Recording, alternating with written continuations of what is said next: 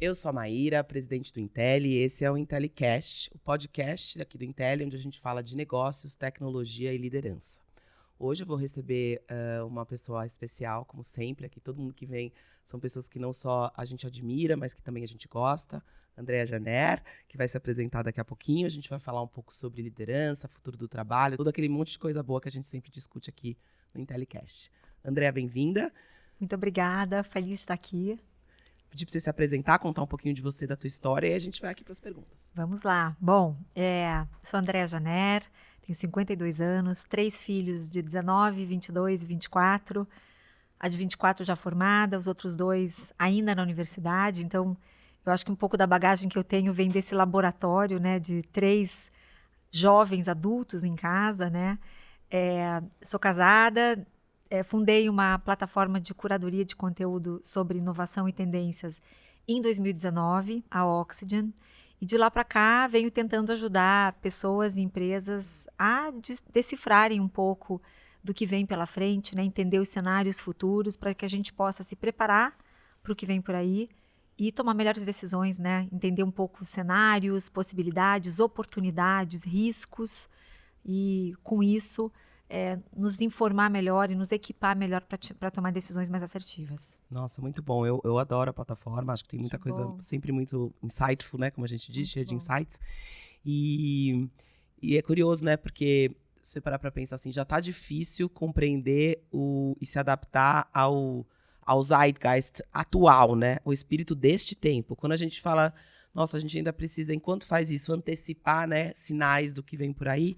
E falando um pouco de futuro do trabalho, que eu acho que é um tema que muita gente tem dúvida, né? Você ouve assim, eu li hoje um artigo sobre que a IA vai acabar com todos os trabalhos e por outro lado a gente imagina, tivemos várias revoluções e outros trabalhos se criam. Então acho que quando a gente fala disso, que mudança você considera mais profunda nesse momento quando a gente fala de futuro do trabalho? Eu acho que se a gente olhar um pouquinho para trás, Maíra, acho que desde um pouquinho antes da pandemia, a gente já estava vivendo uma revolução no mundo do trabalho.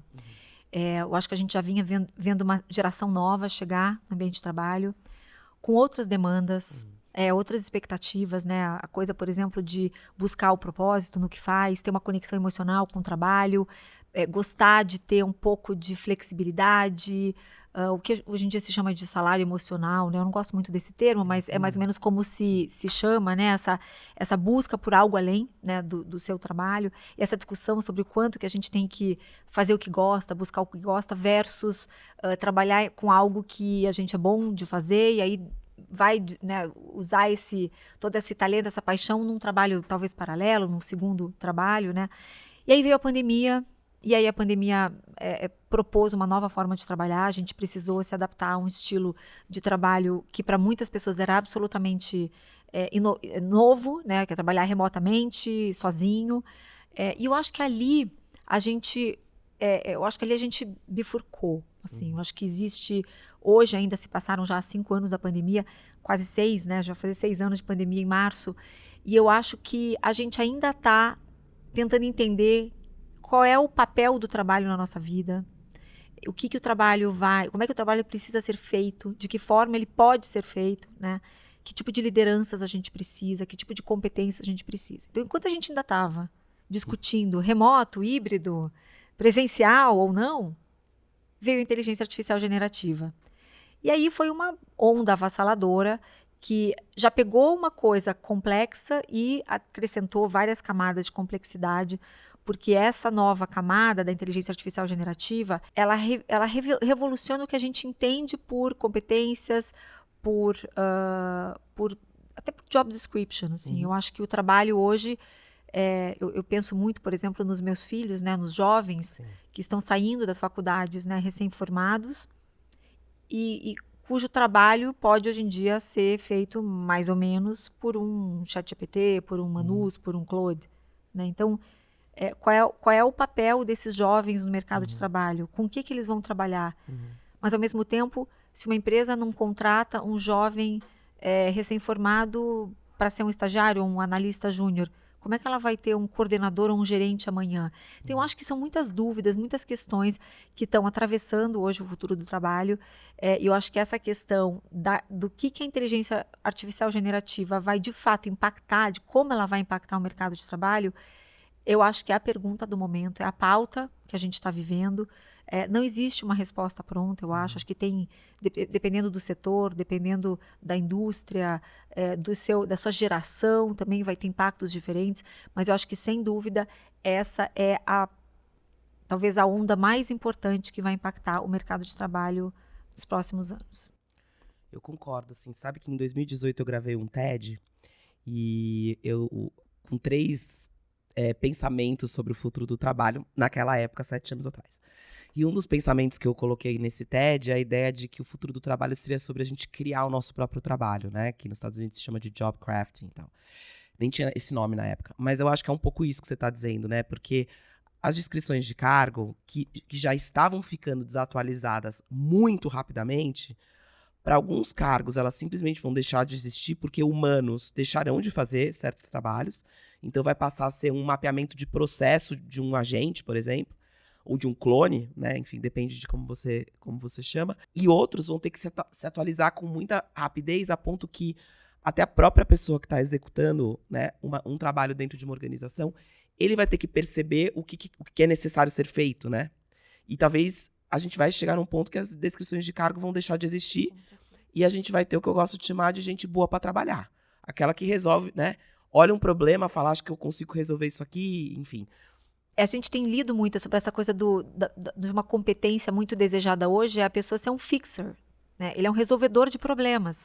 Hoje, um líder, eu acho que o que eles querem, eu me vejo também, porque eu lidero uma equipe pequena na Auction de 10 pessoas, mas como eu adoro quando alguém tem uma atitude propositiva e de resolução de problemas, em vez de te trazer 2 ou 3 opções para você pensar e discutir aquilo, a pessoa já vem com uma ideia e fala, olha, eu pensei, eu analisei as possibilidades, eu acho que a gente pode ir por aqui, tudo bem por você? Eu falo, nossa, que sonho, né? É isso. Pensar que, enfim, pode até trazer um pouco algumas competências do passado, tipo pensar como dono, né? Que é você realmente olhar para um desafio e pensar como é que o meu chefe lidaria com isso, como é que ele gostaria que a gente lidasse, e você realmente chegar a resolver, a solucionar problemas, né? Eu acho que é o desejo de todo mundo. Mas, para isso, você precisa de uma série de características, né? Eu acho que talvez a gente vai entrar isso na nossa conversa, né? Eu acho que é a próxima pergunta que eu queria te fazer, assim. Dentro desse cenário, né? Que competências humanas você acha que vão ser as mais desejadas e necessárias? Olha, Mayra, talvez fique até um pouco clichê, mas eu acho que no topo, para mim, é a criatividade. A criatividade hoje, que é uma coisa que eu gosto bastante desse tema, porque a gente nasce criativo, né? Nós, como crianças, a criança tem uma criatividade quase que inata, né? Ela já pergunta tudo para todo mundo, ela tem fascínio, às vezes, por olhar um bichinho, um inseto, e ela pega o inseto e leva para algum lugar. A coisa da criança questionar o mundo, né? E brincar sozinho. Tanto que a gente vê, por exemplo, hoje no mundo da educação, outro dia eu li que uma escola infantil mesmo, eu acho que era na Dinamarca, ou na Estônia, em algum lugar assim, mentira, foi na Suíça. Ela estava fazendo um experimento de tirar todos os brinquedos do pátio. Brinquedos mesmo já eram brinquedos de madeira, já eram brinquedos mais educativos e tal. E essa escola na Suíça estava experimentando tirar para ver como que as crianças iam criar suas brincadeiras, seus jogos, suas interações, umas com as outras. Então, esses experimentos para estimular ainda mais a criatividade, eu acho que vão se tornar mais importantes ainda nesse mundo em que a gente vai delegar, né, para IA várias dos nossos desafios. Mas eu acho que para nós adultos é muito importante fazer isso de forma talvez até processual, porque enquanto uma criança tem uma criatividade espontânea, né, a gente vai crescendo e vai ficando menos criativo, né? A escola, em geral, mina a criatividade das pessoas, né? Quanto menos você perguntar, melhor. Uma sala de 45, 50 alunos, aquele aluno que questiona muito, que está sempre, né, atrapalhando a aula, é ruim para o professor lidar com aquela massa de alunos. Então, a gente vai aprendendo a questionar menos e se conformar, né, com as coisas. E eu acho que a gente precisa, em algum momento, reconhecer isso e exercitar de novo a criatividade, porque as empresas esperam muito que a gente inove, muitas vezes, né? Só que elas não necessariamente dão as condições para que você realmente seja criativo. Ser criativo realmente é olhar algo por um ângulo diferente, é pensar o famoso clichê fora da caixa, né? Trazer soluções que não foram pensadas ainda e arriscar. É isso. Arriscar, e arriscar também não é muito bem visto, né? Eu acho que a gente tem um pouco essa tensão nas empresas entre a expectativa de inovação, mas o medo do erro. Claro que dependendo da indústria, né? Se você está numa indústria farmacêutica, talvez o erro tenha um peso, né, muito maior. Você não pode também arriscar tantas coisas, mas eu acho que ser permeável ao erro, permitir que as pessoas testem hipóteses, desde que o erro, obviamente, não tenha implicações muito sérias, eu acho que é algo que cada vez mais esse profissional vai ter que exercer. Ele vai ter que ser capaz de pensar em coisas que ainda não foram testadas, e para isso a gente vai precisar da criatividade. Agora, como que você estimula a criatividade? A gente pode cair nesse assunto, que eu adoro, que vem a coisa dos hobbies, por exemplo, de você cultivar nas suas horas vagas, né? Hobby é uma coisa que muita gente deixou de ter, porque a gente trabalha muito, né? Hoje a gente trabalha 14, 16 horas por dia. Não dá tempo nem de ir a um cinema, não dá tempo de ir ao teatro, não dá tempo de você absorver repertório, que é talvez um dos pilares da criatividade, né? Você ter exposição a coisas diferentes, né? Porque se você faz só o seu trabalho o dia inteiro, você costuma ficar um pouco bitolado, né? Você precisa abrir um pouco suas referências e viajar, fazer um exercício de alguma coisa que você nunca fez, fazer algo pela primeira vez. Então a gente fala assim, tocar um instrumento, aprender uma língua, não sei, fazer uma aula de circo. Coisas que vão... E tem até um aspecto psicológico dessa história, né? Porque, principalmente para pessoas de alta performance, pessoas que são muito competentes naquilo que fazem, elas vêm de uma sequência de sucessos, né? E de uma sequência de fazer bem alguma coisa ou um conjunto de coisas. Quando você vai fazer um hobby, por exemplo, eu tô fazendo francês agora. Adoro, adoro. Eu sou péssima. Também não sou boa, não, mas péssima, eu adoro. Mas eu faço mesmo assim, porque ali é um lugar em que eu não preciso performar. Exatamente isso. Eu falei isso hoje de manhã no podcast que eu gravei. A coisa da performance como uma pressão que a gente tem da sociedade e que o hobby seria esse lugar onde você pode ser imperfeito. A gente estava falando sobre, por exemplo, cerâmica, que a pessoa faz lá, molda, tem uma trabalheira enorme já para moldar tudo, põe no forno, às vezes sai uma coisa completamente diferente. Tipo, você fala, ué, mas não era isso que eu tinha planejado. Tudo bem, aquilo não vai ter nenhuma consequência. Exatamente. Né? Maravilhoso. Você pode errar, você pode tropeçar, você começa de novo. E eu acho que a gente precisa abrir espaço de novo na nossa vida para isso. Porque não é fácil. Não. Quantas aulas de francês você deve ter perdido recentemente? Muitas. Fica com aulas para repor, né? Famosas aulas para repor. Porque a gente vai, enfim, deixando isso em segundo plano e terceiro plano, claro, quem tem família, filho e tal. Só que eu acho que isso está cobrando um preço da gente, né? Da gente ficar ali muito mergulhado no dia a dia, sem referências externas, sem esse lugar de... Essa válvula de escape para você exercitar, né, a sua espontaneidade, sua imperfeição, né? E você, enfim, isso tem um impacto negativo no trabalho. E até na própria performance, né? Porque é o que você falou, assim, que se você não estuda, se você não lê, se você não vê, o que quer que seja que te encante, né? Você não desenvolve repertório. E sem repertório é muito difícil ser criativo, né? Então, vira um problema. E você sabe que aqui no Intel, eu não sei o quanto você sabe, mas o nosso modelo de ensino é por projetos, né? Então, os alunos não cursam disciplinas da graduação, eles desenvolvem projetos em parceria com empresas. Então, o currículo é um conjunto de projetos. Esses projetos estão organizados já com competências comportamentais e técnicas que eles desenvolvem. E aí a gente traz empresas com problemas reais e conecta esses projetos. Então, eles trabalham em parceria com empresas e entregam soluções a cada 10 semanas. E aí agora, nossos alunos há algum tempo já têm ido para o mercado fazer estágio, sendo contratados. E esses dias eu recebi uma mensagem muito bacana de um empreendedor que eu respeito muito, que é o Paulo Veras. Se você estiver assistindo, um beijo, Paulo. Grande referência. Grande referência, que uma das startups que ele investe contratou alunos daqui. E aí ele me mandou uma mensagem falando, né? Ele é um cara muito assertivo. Ele falou, olha, impressionante a capacidade de resolução de problemas dos alunos do Intel. É isso. Então, no final do dia, a gente Por acaso a gente ensina negócios e liderança aqui, mas na prática o que a gente forma é gente que sabe resolver problema, né? Que lida com o problema de uma maneira Real, apaixonada, né? né? Que olha e fala, vamos entender esse problema aqui, como é que a gente resolve. E aí o que está acontecendo agora é que o Intelli está virando uma referência para outras instituições de ensino de um caminho que não é perfeito, né? Tem várias questões que a gente administra aqui, mas uma alternativa para o ensino na era da IA generativa, porque saber Total. coisas não vai ser suficiente. Você tem que pegar essas coisas que você sabe e botar a serviço da resolução de um problema que seja relevante, né? Então a gente tem sido convidado por várias instituições para compartilhar o que a gente tem feito como uma possibilidade de caminho de uma educação que sobreviva, né, a essa transformação toda que você falou. Bárbaro isso, porque eu acho que essa é uma pergunta que muita gente faz quando a gente vai falar sobre futuro e tendências. Muita gente fala assim, qual é o futuro do ensino superior? Ou até, vamos além, né? Qual o futuro da educação infantil? Né? No mundo em que a gente vai ter as respostas, Sim. na ponta dos dedos aqui, a gente já vivia isso um pouco com o Google, né? Nossa, a gente vai ter uma enciclopédia ali praticamente né, na nossa mão. Mas a gente está revivendo essas perguntas. Agora que as respostas vão existir cada vez mais sofisticadas e aprimoradas, o que a gente vai aprender? Por que a gente vai para a escola?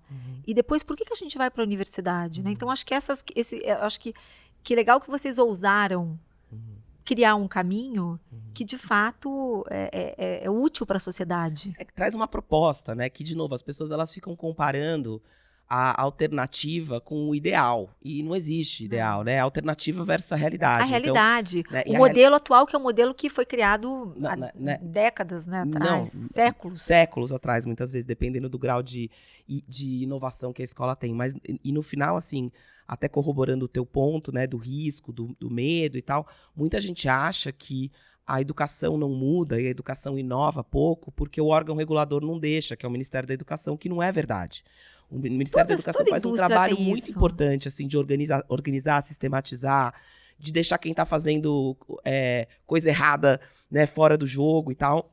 E aí é muito mais é o que você falou, assim, o medo de errar, o medo de ousar, o medo de não dar certo, né, porque não tem ambiente para errar. E se não tem ambiente para errar, não tem ambiente para tentar. Você acha que isso da Intelli, Maíra, é porque vocês são jovens e vocês não têm um legado, aquela coisa de um transatlântico que precisa mudar de direção? Com certeza absoluta. Só que não existiria com esse grau de inovação na proposta se a gente tivesse que reformar uma instituição que já existisse. Então, só é possível porque a gente construiu do zero. Agora, você pode construir do zero fazendo como todo mundo fez também. Né? A gente escolheu fazer de um jeito diferente. Apostando do que é certeiro, né? Exato, apostando no que a gente sabe que vai dar certo. Que né? já funcionou, mas assim, eu acho que hoje não é mais certeiro, né? Porque isso. os próprios pais estão questionando, Sim. né? Sim. Eu tenho 2 filhos em idade universitária, né? E eu olho para aqueles boletos que eu pago todo mês e penso assim, no que isso vai dar? Eu tenho um filho, por exemplo, que entrou agora, tem mais 5 anos de faculdade pela frente, ou seja, o mundo daqui a 5 anos, já sempre existiu essa inquietude, né, da gente, nossa, como o mundo vai estar daqui a 5 anos, que trabalhos meu filho vai ter a seu dispor lá na frente. A gente sempre soube que isso era uma questão do progresso e a vida é assim mesmo. Mas nunca foi tão rápido como agora, né? Isso, nunca foi tão rápido. E aí as instituições, como você falou, as transatlânticas, né, os governos, as grandes empresas, os grandes grupos, vão ter dificuldade de reagir nessa velocidade, né? Então eu acho que o impacto vai ser maior, não porque outras coisas não vão ser criadas, novas economias inteiras não vão ser criadas em empregos, como isso já aconteceu, mas é que o tempo de resposta vai ter que ser muito curto, né? Então, tá interessante observar, assim, tem dia que eu fico animada, tem dia que eu fico pessimista, e aí acho que a liderança tem um papel gigantesco, porque no final do dia, você já leu A Revolta de Atlas? Ah, da Ayn Rand? Da Ayn Rand, Há muito tempo atrás, eu lembro pouco, porque na época não tinha esse contexto que tinha hoje, acho que eu não dei valor pro livro na época. Ele é imenso também. Imenso, né? um calhamaço. Mas no final do dia, acho que o que eu quero trazer pra conversa aqui, eu só te perguntei se você já tinha lido, senão eu ia contar um pouco mais pra te dar contexto. Mas, basicamente, é um livro que discute a sociedade à luz do que acontece quando a elite, no sentido mais amplo possível, a elite empreendedora, a elite intelectual, a elite financeira, entra em greve. Né? Desaparece. O que acontece com o mundo. E eu faço agora, coloco aqui as lideranças, né, nesse papel, dentro dessa figura da Ayn Rand, e penso assim, o que os líderes agora fazem com tudo isso? Qual o papel deles? Qual é importante, não é? Eles vão desaparecer? Como é que você tem visto a questão da liderança nessa mudança toda que está acontecendo? Eu acho que tem quando a gente fala de liderança, eu acho que, para mim, na minha visão, tem uma coisa depende da geração da liderança. Eu acho que a gente tem aquela liderança de uma empresa incumbente, que é, em geral, uma pessoa com mais de 50 anos, que está tentando entender um pouco de tudo agora, tentando assimilar toda essa revolução. E existem as lideranças mais jovens, de 40 anos, que já foram, né, moldadas, talvez, por esse novo mundo, né? Eu acho que a liderança incumbente ainda está muito presa àqueles modelos de comando e controle. Eu vejo que a gente até voltou um pouco, algumas casinhas no jogo aí, nos últimos, talvez, 2 anos, né? A gente veio avançando, aí até 2022, 2023, acho que agora a gente deu alguns passinhos atrás aí, com um retorno, né, dessa relação de autoridade e de um pouco de intransigência, né, por parte dos líderes. Só que eles estão encontrando uma garotada um pouco mais ativa, né, que não está se contentando com as regras do jogo como elas são, né? Então, eu vejo muito essa tensão ainda no mercado de trabalho, né? E as lideranças um pouco mais jovens, de uma geração abaixo, talvez uma geração aí X para millennial aí, já entendendo que o nome do jogo, quando você vai falar de cultura, por exemplo, são outras coisas, né? É confiança, é flexibilidade, né? Por exemplo, vamos pegar um exemplo pequeno, essa coisa do retorno aos escritórios, né? Esse é um tema polêmico, né? E as pessoas, né, dessa geração anterior querem todo mundo no escritório para poder, enfim, voltar àquilo que era familiar. Ou seja, todo mundo ali no escritório, você está meio de olho, sabe quem foi, quem não foi, quem chegou atrasado, quem não chegou, quem está ficando até mais tarde. Porque eu tenho 52, foi assim que eu trabalhei a minha vida inteira. Tipo, ninguém ia embora antes do chefe, né? A gente esperava o chefe ir para a gente poder ir. Então, era um trabalho que passava muito por esses sinais, assim, de dedicação. Isso era exemplo de dedicação, de comprometimento. Hoje, talvez essa medida seja outra, né? Mas eu ainda acho que a liderança mais de uma geração acima está muito confusa, ainda tentando ainda resgatar modelos que não voltam mais. E uma liderança um pouco mais jovem tentando imprimir um outro ritmo do trabalho, né? Então, sendo mais empático, entendendo um pouco mais as individualidades das pessoas, né? Até com essa questão do trabalho né, presencial, remoto, híbrido, né? Tentando entender que cada um tem uma realidade e é difícil one size fits all, né? Então as pessoas, mas também é muito difícil você trabalhar individualmente as pessoas, né? Então qual é esse meio termo, né? Então eu acho que a liderança ainda a gente ainda tem duas gerações de liderança no mercado que ainda estão um pouco desalinhadas, assim.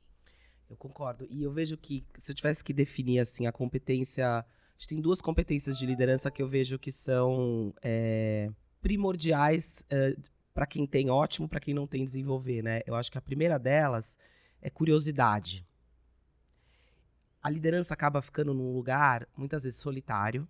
Super. Né? Encastelado numa torre de marfim e acostumado com um referencial de que o chefe tem que saber tudo, que o líder é que aponta o caminho sempre, e o líder é que tem que saber, que ele não pode falhar, que ele não pode não saber. Sim.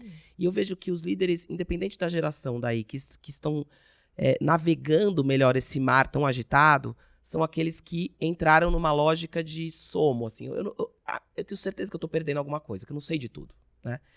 E usa uma abordagem mais curiosa com os times. E faz. Então, um jovem traz um conceito, né, numa conversa, ao invés dele dispensar aquilo porque veio de alguém mais jovem, a abordagem é: me explica o que é isso, né? Fala um pouco mais, por que você acha que isso é relevante? Então, essa abordagem de curiosidade. E a segunda, que eu acho que é uma conquista, que já começou com os millennials, e eu acho que é essa geração que está chegando agora no mercado, e eu vejo isso com os meus estudantes aqui, que é a construção de relações de confiança.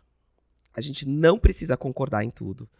A gente não precisa, né, ver as coisas da mesma forma, mas eu tenho que poder confiar em você, que você vai, me ouvir, e 2, me ajudar a entender o seu ponto de vista também. Então, acho que os líderes que estão navegando melhor esse combinado de curiosidade e capacidade de construir vínculos de confiança. E eu vou acrescentar um terceiro ponto aí, Maíra, que também começa com C. A gente pode até brincar com os 3 Cs. Que é curadoria.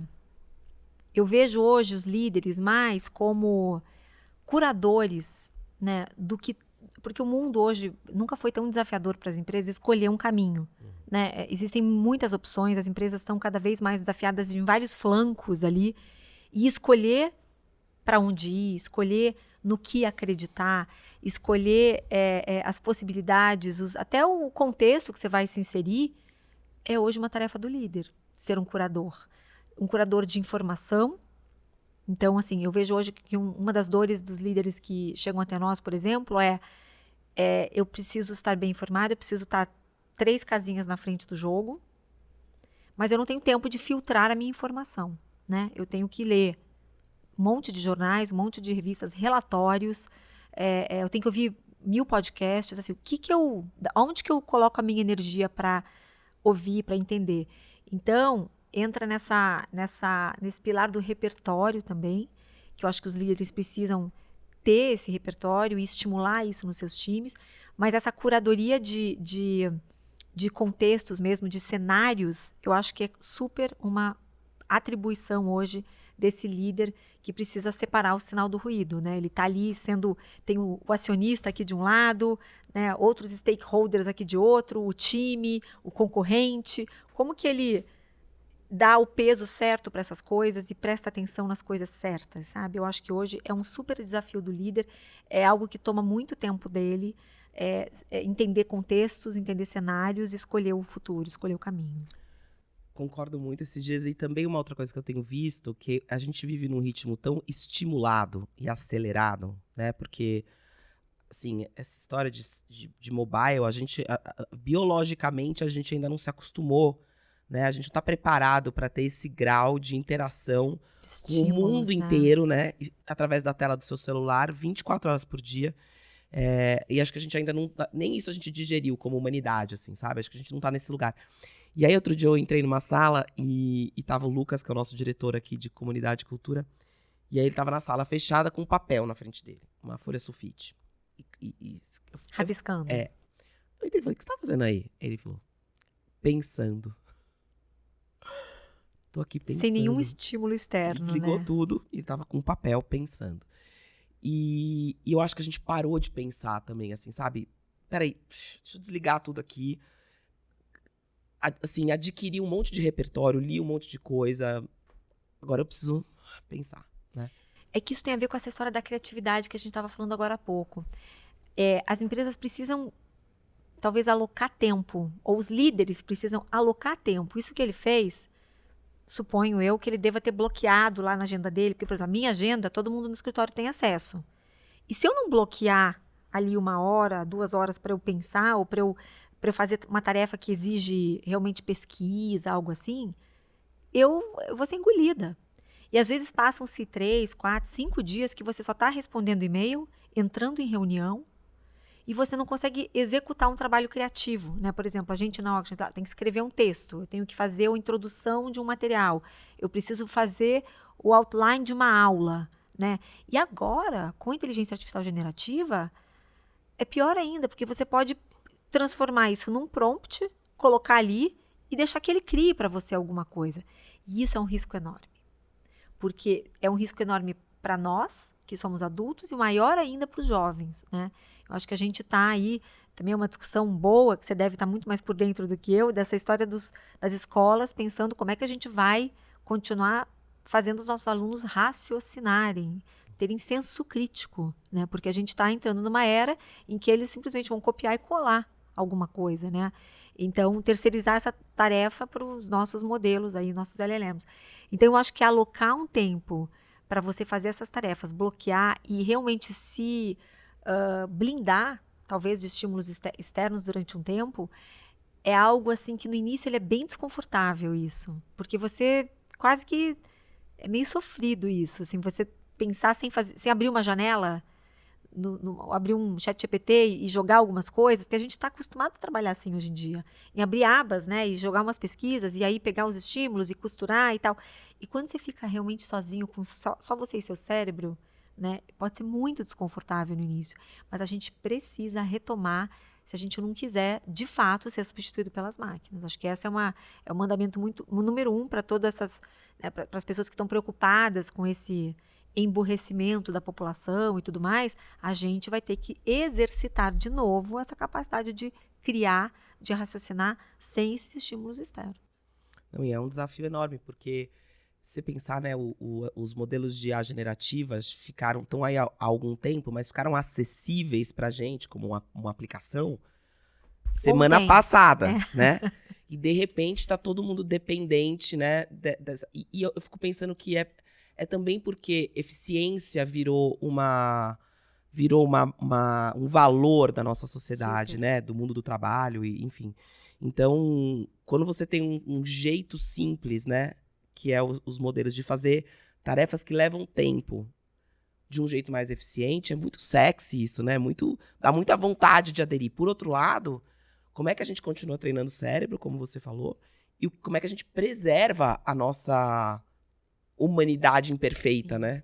Eu acho, Maíra, que eu acho que a gente tá trocando o pneu do carro com o carro andando, né? Então, assim, como você falou, começou ontem isso. Então, a gente ainda tá digerindo e a gente já tem que usar, e já tem que saber usar, e já tem que estar ciente dos riscos e das novidades. E toda semana ontem saiu o ChatGPT 5.2, semana passada foi o Gemini 3, semana que vem vai ser... Enfim, a gente nem consegue acompanhar, né? Eu brinco com os nossos assinantes, falo, tá virando streaming, porque a gente antigamente assinava lá atrás só Netflix, né? Hoje em dia você tem que assinar Netflix, tem que assinar Apple TV Plus, a Amazon Prime...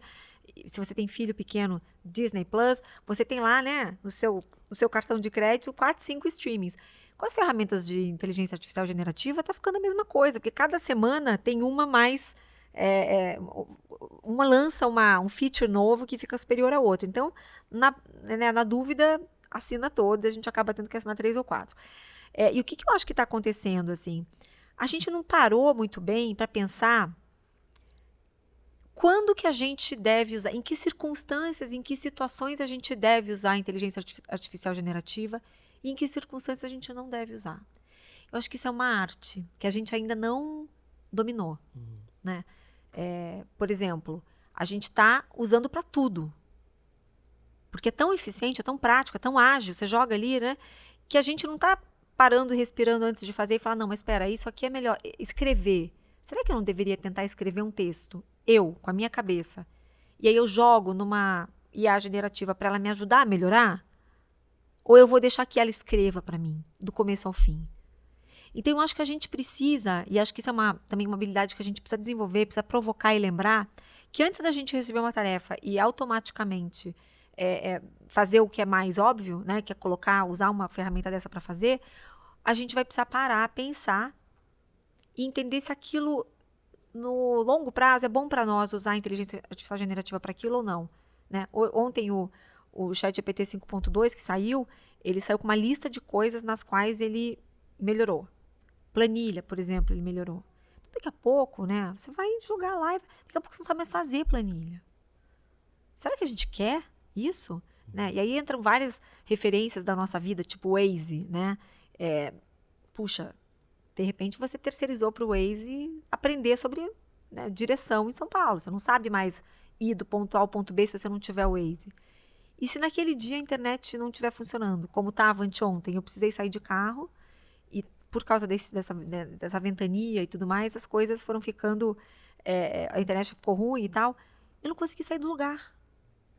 E é uma sensação de impotência tão grande que eu não quero sentir isso em outras áreas da minha vida, né?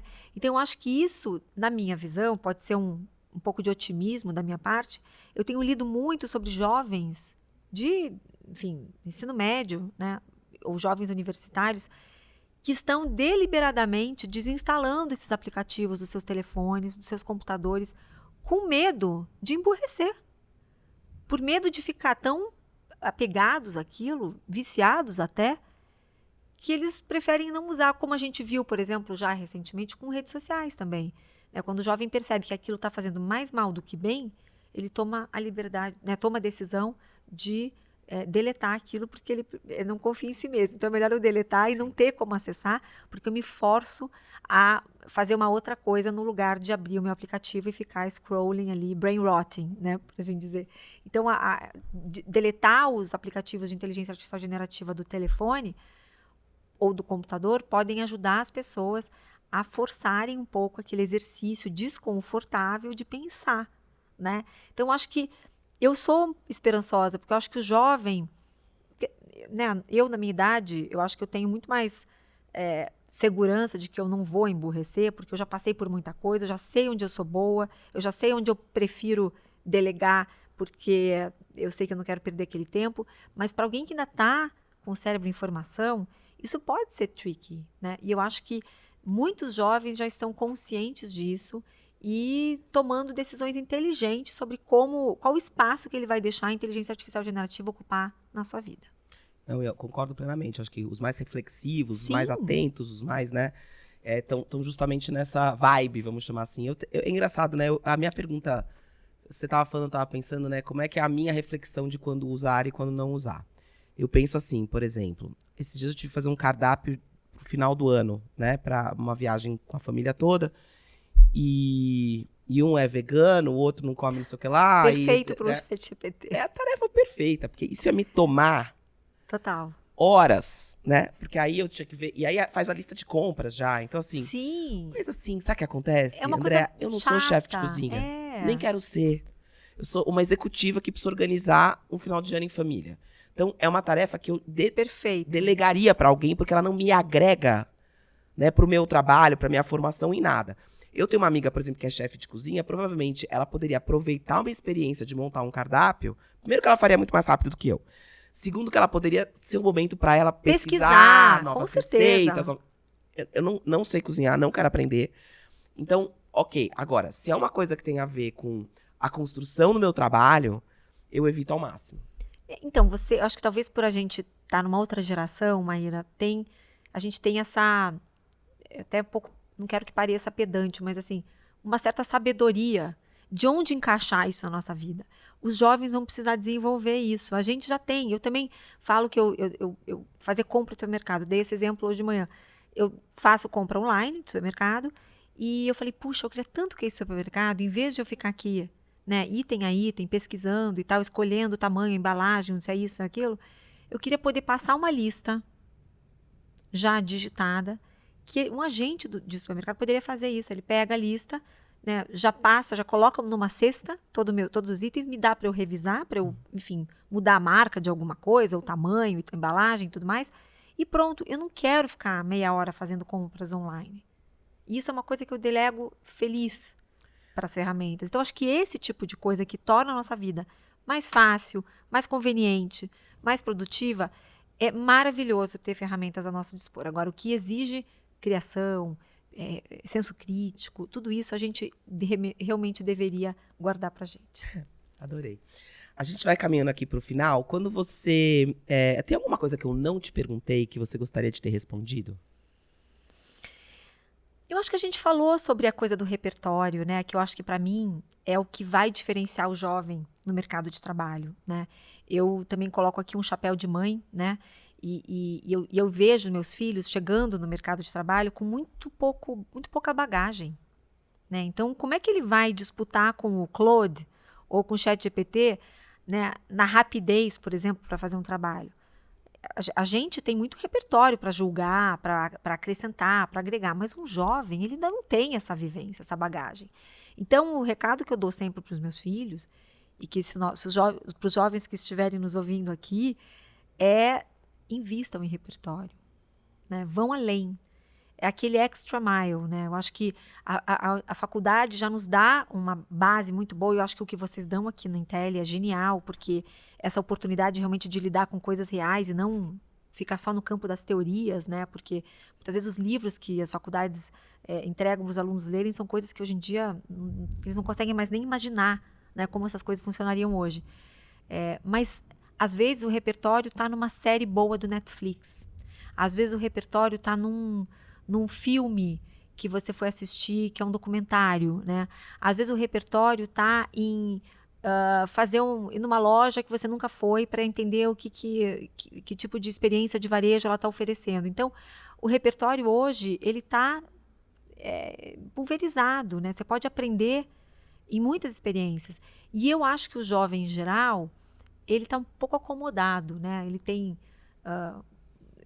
todos, né? Tem videogames, ele tem internet, ele tem tudo ao seu dispor. E eu acho que os jovens acabam ficando muito limitados em seu consumo de conteúdo, consumo de, né, aumento de repertório. Então, o convite é para que as pessoas realmente vão em busca de coisas, de experiências diferentes. Quanto mais rico for o seu repertório, mais você vai valer para uma empresa, né? Porque na resolução de problemas, que é o que as empresas querem hoje, você tem que ter vivido coisas. Você tem que ter ido fazer um acampamento no mato sem celular, porque choveu e você não pôde sair de noite para, enfim, apagar o fogo, acender o fogo, sei lá. Eu acho que esse tipo de experiência que um jovem urbano hoje tem pouquíssimo, né? É o que faz você se tornar um profissional coringa, aquele profissional que não se intimida diante de um desafio, né? E que é criativo e inovador para resolver um problema. Porque muitas vezes as respostas vão precisar, né, realmente que você tenha imaginação. E a imaginação, ela vem até antes da criatividade, né? Você precisa ser capaz de imaginar. E o imaginar vem da leitura, vem do filme, né, vem do show, vem de coisas que não estarão no seu dia a dia, né? Então, acho que esse para mim, o maior diferencial que um profissional pode ter hoje é repertório. E o repertório pode ser uma coisa muito gostosa de montar, ele não é necessariamente chato ou maçante, ele pode ser muito divertido, né? Então, se você tiver oportunidades de sair do seu dia a dia, sair, enfim, daquele clichê, né, sair da caixa, eu acho que é aí que você vai brilhar mesmo. Tava falando com um amigo esses dias, um casal muito querido, e eles estavam falando que viajaram com os filhos, adolescentes, e o filho... Ele falou, eu me dei conta que ele não sabe andar na rua, porque ele anda com o celular assim, ó. Né? Ele não tá vendo o que tá acontecendo ao redor dele, né? Então, acho que esse cuidado de excesso de uso de tela para tudo também, acho Total. que é uma coisa muito importante. E o hábito da leitura, né? Que é uma coisa que me trouxe até aqui. Porque essa história de todo livro que é bom virar filme me chateia, porque eu queria ter ficado com como eu imaginei que esses personagens eram. Não precisa ver, né? Desmontar o que você criou, né, na sua cabeça, porque né? quando você lê um livro que não é ilustrado, né? Cada coisa que é descrita Total. ali, você tem que... automaticamente o seu cérebro imagina aquela cena, aquele personagem, aquele... Né?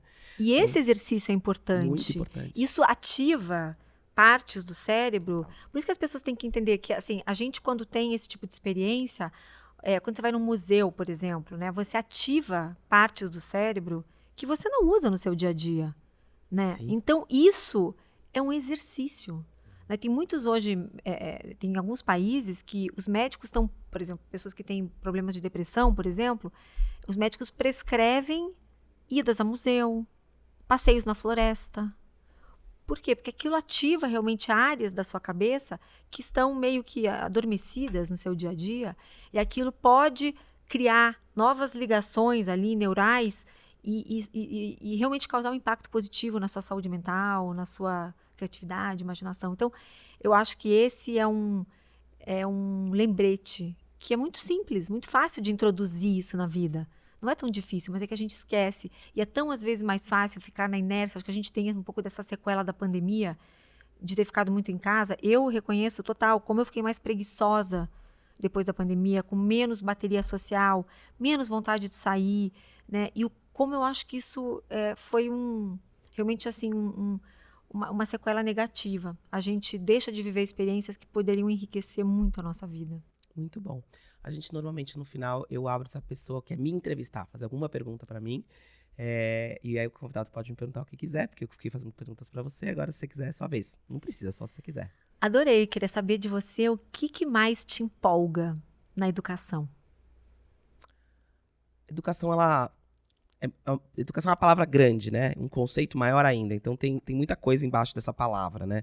Que é desde a educação que a gente recebe em casa, até a educação básica, ensino superior, enfim, é muito ensino profissionalizante, tem um monte de coisa embaixo desse nome, né?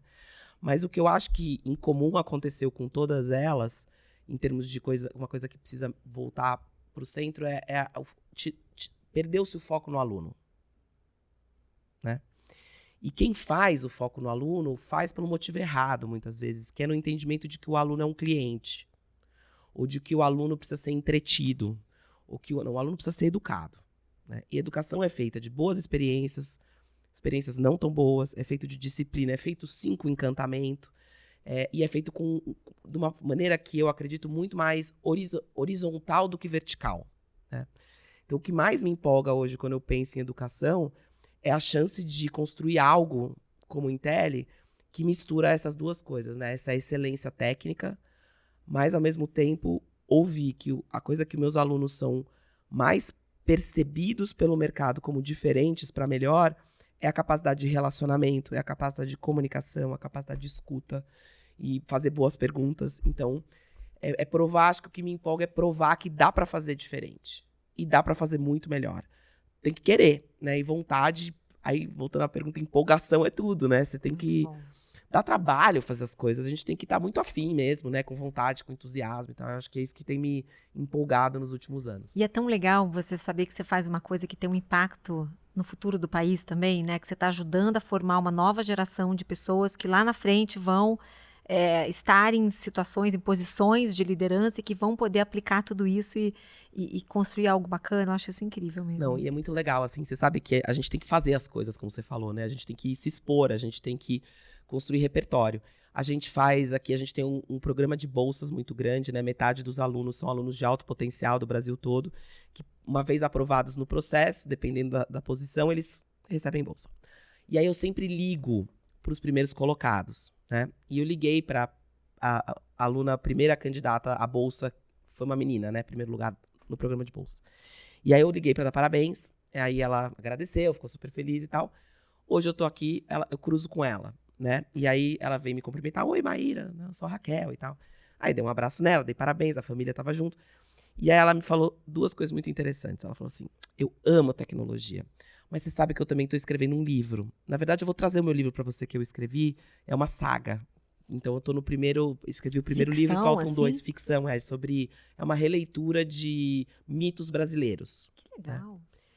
E aí ela virou para mim e falou, que você tá mais empolgada, né, para começar aqui no Intelli. A gente tem lá no outro prédio um painel onde estão os nomes dos doadores e doadoras de bolsas. Ela virou para mim e falou assim, o que eu tô mais empolgada é saber que hoje eu começo aqui, né, como estudante. Mas um dia eu vou estar ali, ó. Ai, gente. Diz tanta coisa isso, né? Falar da ambição dela, falar da vontade dela de retribuir a oportunidade que ela tá tendo e tal. Então, isso me emociona muito, que eu acho que é perpetuar o legado, assim. O meu sonho é que, obviamente, o Intelli vai viver muito mais do que eu, né? Um dia eu vou ser só a primeira presidente que ajudou a fundar isso daqui, mas é trabalhar para que isso seja um legado para a sociedade brasileira e que dure para sempre, né? Que assim seja. Que assim seja. Muito Obrigada, bom. viu? Adorei. Imagina, Foi também. muito bom. Obrigada a você pelo convite. Legal.